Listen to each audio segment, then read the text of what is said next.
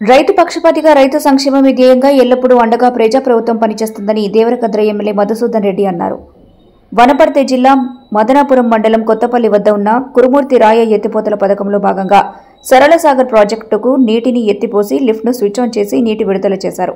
అనంతరం ఎమ్మెల్యే మాట్లాడుతూ రైతు పక్షపాతిగా రైతు సంక్షేమ ధ్యేయంగా ఎల్లప్పుడూ అండగా ప్రజాప్రభుత్వం పనిచేస్తుందన్నారు. గతంలో కాంగ్రెస్ అధికారంలో ఉన్న ప్రాజెక్టులతోనే నీరందుతుందని గుర్తు చేశారు.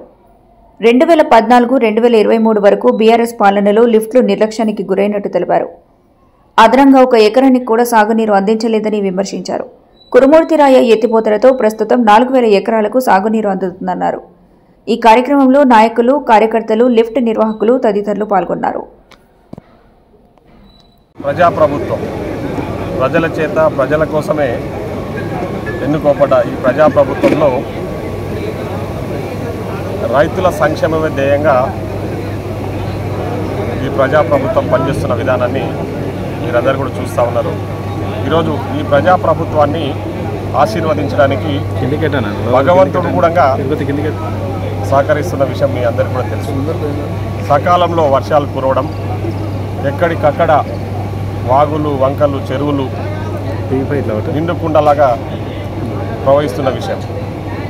ఎప్పుడో ఆగస్టు ఎండింగ్లోనో సెప్టెంబర్లోనో చెరువులు నిండేది, వాగులు పారేది.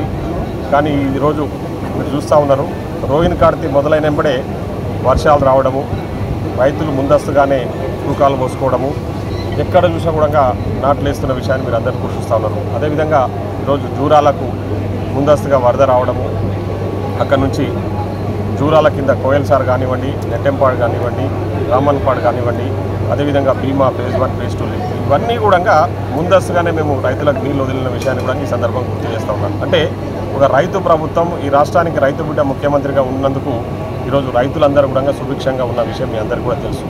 రైతులకు మేము చేసిన విషయాలన్నీ కూడా ప్రజలకు అందరికీ తెలుసు. ఈరోజు రైతులకు రుణమాఫీ కానివ్వండి, అదేవిధంగా రైతులకు బోనసే కానివ్వండి, రైతులు పండించిన పంటకు మద్దతు ధరతో పాటు బోనస్ ఇవ్వడము, రైతులకు సకాలంలో పెట్టుబడి సహాయం. మొన్న మీకు అందరికీ కూడా తెలుసు, 9 రోజులలో 9,000 కోట్ల రూపాయలు రైతుల అకౌంట్లలో జమ చేసి రైతులు కరెక్టు ఏదైతే పెట్టుబడి సాయం ఎప్పుడు అవసరం ఉందో అప్పుడే ఇచ్చిన ప్రభుత్వం మా ప్రజాప్రభుత్వం అని ఈ సందర్భంగా గుర్తు చేస్తూ ఉన్నాం.